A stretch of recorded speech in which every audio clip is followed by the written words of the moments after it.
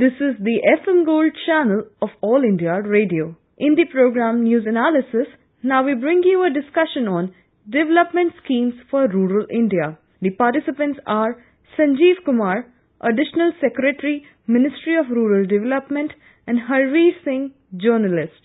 Central government under the leadership of Prime Minister Narendra Modi is focusing a lot of things on rural India to create a new India, and new India which is without poverty, in which everybody has some infrastructure available with house and water, sanitation, job opportunities, rural roads. There are a lot of initiatives and schemes we have, particularly focusing for the betterment of rural development and rural India. So we have to discuss all these issues. At the same time, government recognize initiatives and achievement and better performance at village level, at NGO level, or even districts and state level, those who perform in a better way compared to others, so that they can inspire any other organization or individuals also to follow their footsteps and to achieve better goal and results. Mr. Kumar, please tell us about the major schemes of Rural Development Ministry, and you people recognizing those who are performing in a better way compared to others. Today at national level, awards were given to different organizations and individuals also. So what is the objective behind this? Department of Rural Development is implementing various schemes for the persons who are living in the rural areas. There are various schemes for providing them houses, for providing them roads, for providing them skills, for providing them employment, and for providing them social assistance. One of the major schemes which intends to provide the houses to the deprived persons living in the rural areas is Pradhan Mantri Awas Yojana, under which our aim is to provide houses to all the deprived households in the rural areas by the year 2022.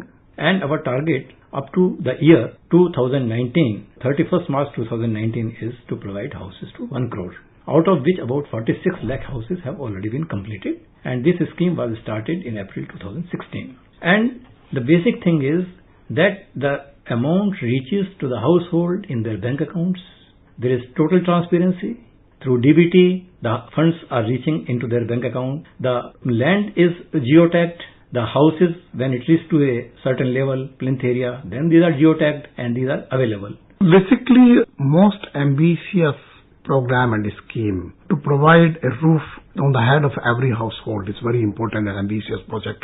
And this Pradhan Mantri Gram Awas Yojana Gramin, one of the flagship program your department is leading in this area. And particularly, if you see, it started with the socio-economic census to identify the beneficiary. So by making it easy to identify the beneficiary, he may be from any caste, creed, religion, from anywhere, but if he or she fulfills the criteria as per this census, so I think that would have made the task very easy for you people to identify the beneficiary. When socio-economic caste census 2011 was done, there were certain deprivation criteria, out of which the first preference was given to those rural households who are without any roof over their head, number one, no houses.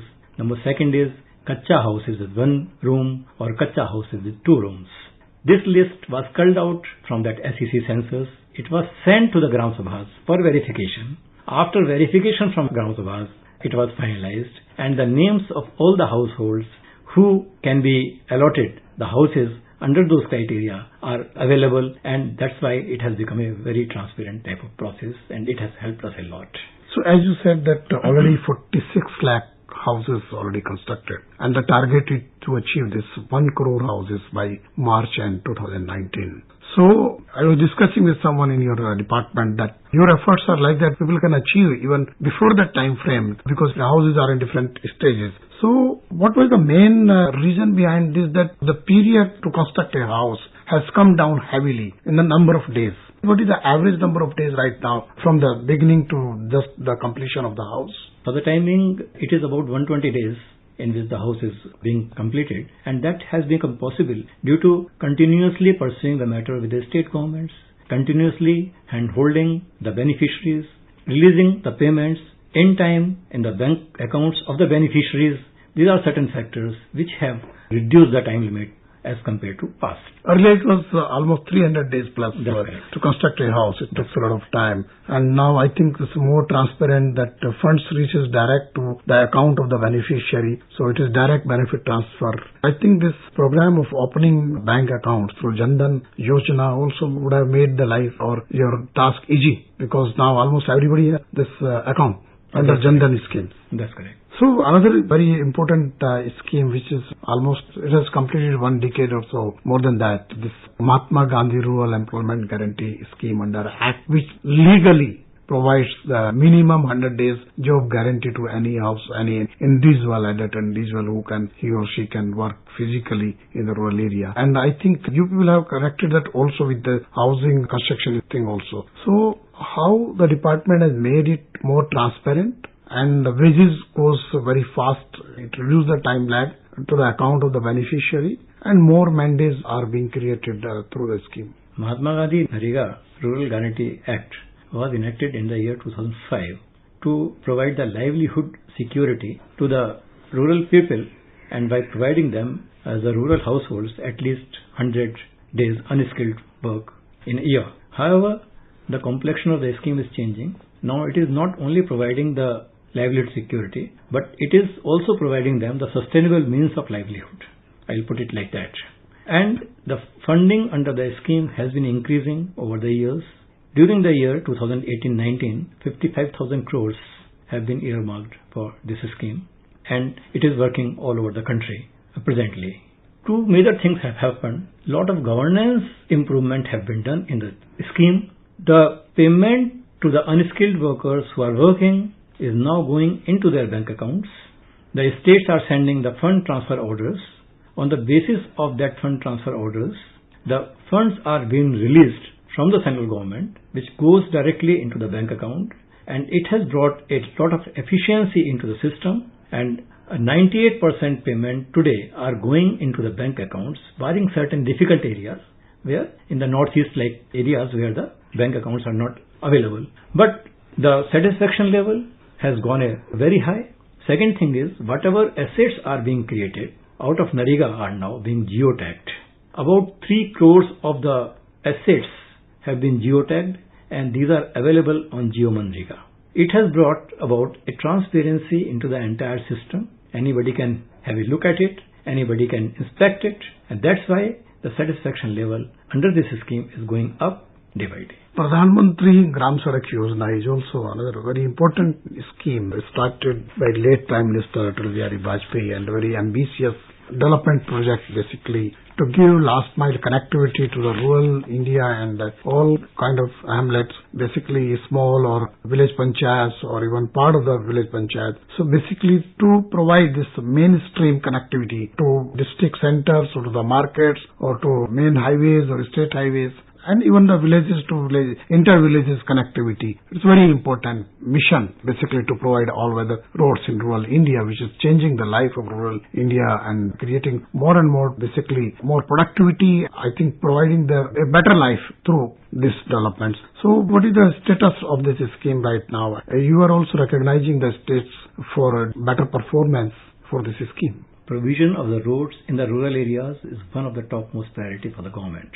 Out of 1.78 lakh habitations which were identified for this purpose, the work in 1.57 lakh habitations is already over, which constitutes 88%. Then the target was to complete the work by 2022 initially, but now it has been reduced to 2019. Under PMGSY, the speed of construction of road has increased manifold. During the year 2011-14, it was 73 kilometers per day. But now on an average basis in 2017-18 it has come to 134 kilometers.